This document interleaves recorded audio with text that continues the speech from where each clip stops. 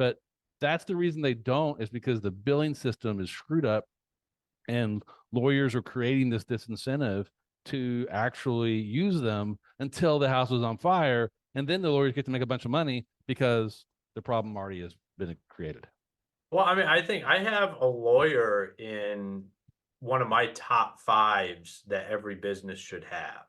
Yeah, me too. I mean, it's something I believe. I bought a business before, and the first thing asked was, I asked this business broker, who's the best lawyer to do a purchase transaction in the area I was in.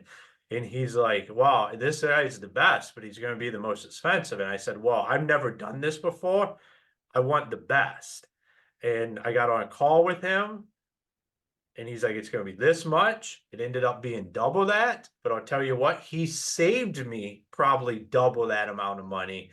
And the lessons I learned going down the road, now I know stuff. There's stuff I wasn't even paying attention to that I should have been paying attention to. But since I Yeah. was willing to go out and seek counsel, it completely changed the transaction more in my benefit, because I went out and got the best around. And I Yeah. think people avoid that because they're, in my mind, the ego can come in. Like, we feel like we should know this kind of stuff, but we shouldn't. Like, how long did you spend in law school to become like, this is not Yeah. stuff we just know. Like, and we have to Yeah. be No. honest with ourselves.